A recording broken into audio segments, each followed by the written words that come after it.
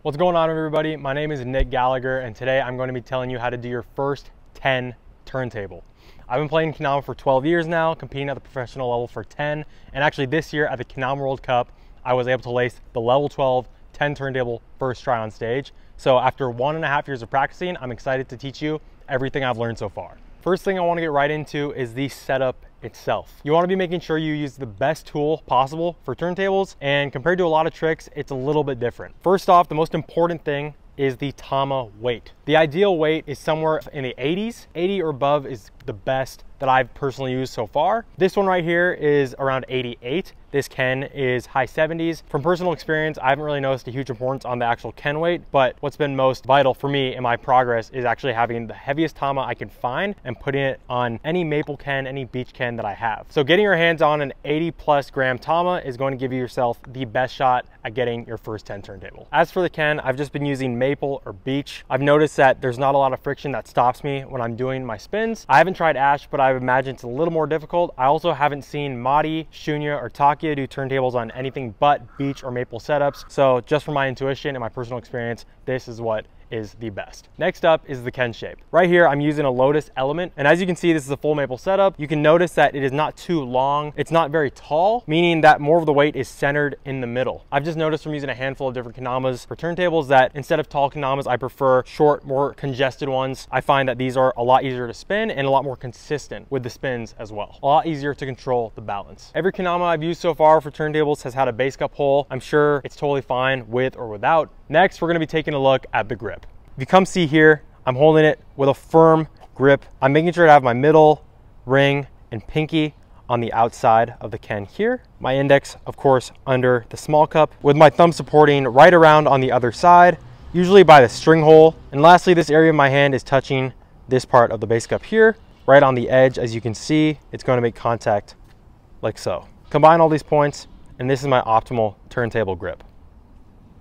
Now, for those who are wondering how I actually line up my finger underneath the small cup, as you can see, it's not dead in the center, but it's actually tilted upwards towards the right. Coming from my direction as a left-handed player, I'm looking down and it's slightly tilted upwards diagonally to the right. Now, if I was right-handed, like most of you, it would look something like this, going the opposite direction, tilting up diagonally just a tad to the left. Just for reference, this is dead center, but this is usually how I get ready to do my turntables.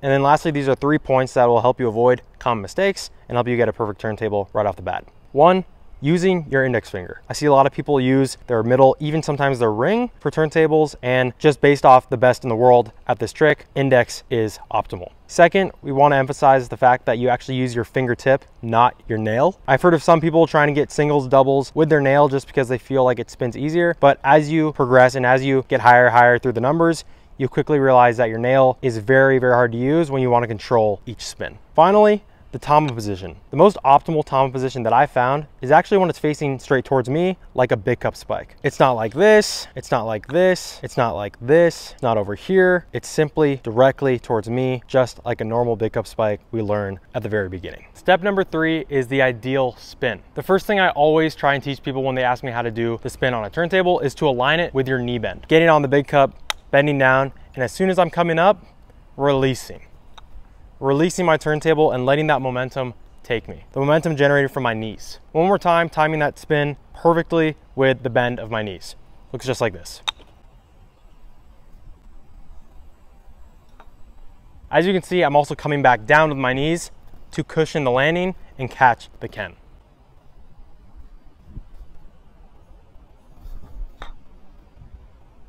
Once you've got that figured out, the next thing I want you to focus on is keeping the spin itself straight. You want to keep this as flat as possible, especially on the release. This is a lot easier said than done and often not even thought about by most people who try this trick.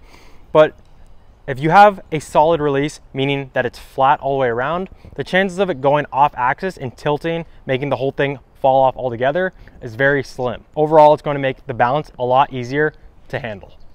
For all the beginners out there still working on 1 to 5, I recommend using momentum as much as possible. When we get up to the higher numbers, the strategy changes a little bit, but for now, momentum is going to take you all the way to 5. The reason why I suggest only using momentum and not focusing on anything else is because turntable, although it seems very simple at first, is very, very complicated and difficult the higher and higher you progress, the higher numbers you get to. So in the meantime, just getting the feeling for getting those 2s, 3s, 4s, 5s, getting the practice in, getting the reps in, is going to be a lot more important than trying to balance 100 different tips and tricks all at once. As I said earlier, you can generate momentum using your knees right here as you bend up and down.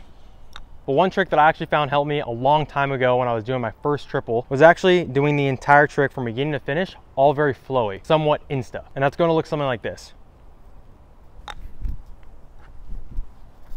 Taking no breaks, doing it all in one go. Usually for my turntables, I like to start like this, pause, and then bend down and do the motion.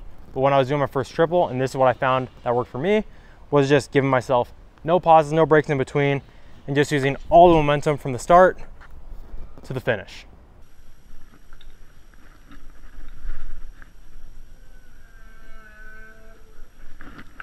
It's good to keep in mind that kendamas nowadays are a lot bigger, a lot heavier, a lot easier to use than ones I tried 10 years ago, meaning that honestly, if you stop the video right now and took everything I've told you up until this point, you'd be able to make it up to 5, just as I did, using only momentum. Now, for when you do get consistent with 5 and are ready to go to the higher numbers, 6 through 10, this is where using your finger comes in. Now, you may have noticed that myself or all the other players who have achieved 10 or more turntables actually manually spin the ken around and around as it goes, not just using momentum, but actually pushing it themselves. This technique is quite difficult, but I'm gonna give you guys a couple mental cues that help me get the hang of it pretty quickly. So everybody knows how to spin their own finger, but we have to be mindful about it. The first thing that I keep in mind when spinning my finger is actually keeping it in alignment with the position of the bass cup. So as the bass cup comes around, I'm thinking, okay, my finger is here, here, here, here, here, here, here. It's essentially wherever the bass cup is, that's where I'm aligning my finger, and that's where I'm spinning it. This also helps me keep a consistent speed with the movement of my finger, as I don't want to just spin it randomly and just hope that it stays on and I get to the highest number as possible, because that's not a lot different than momentum. I want to keep the spin at a controlled speed, at a controlled pace, and with something to aim for. So I like to use the positioning of the bass cup as a target. The second thing that I'll say that has worked for me is doing this technique and actually putting it in place after I complete the first spin. So the first spin, I don't really think of much, but after it does come all the way around, does a full 360 degrees, and it starts pointing towards me again,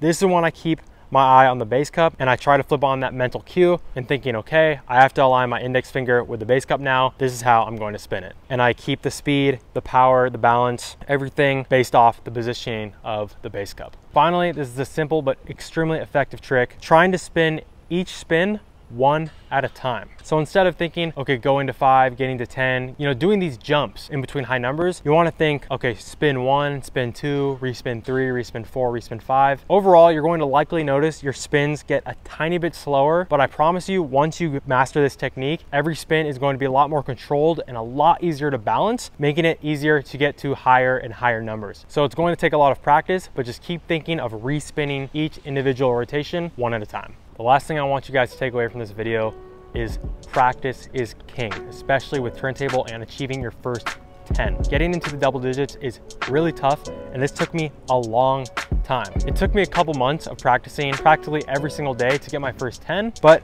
lucky for you guys, I didn't know any of these tips before, and I just kind of based it off feel and gut feeling. Now, a year and a half later, acquiring all of that experience and actually being able to accomplish a high level trick, 10 turntable in competition at the Kendama World Cup, I can confidently say that if you implement these techniques and practice with them mindfully every single day for even just 20 to 30 minutes, you're going to be able to achieve double digit turntables, 10 and beyond, a lot faster than I did. So don't get discouraged if you don't jump up to 6, 7, 8 in 3 days, 5 days, a week.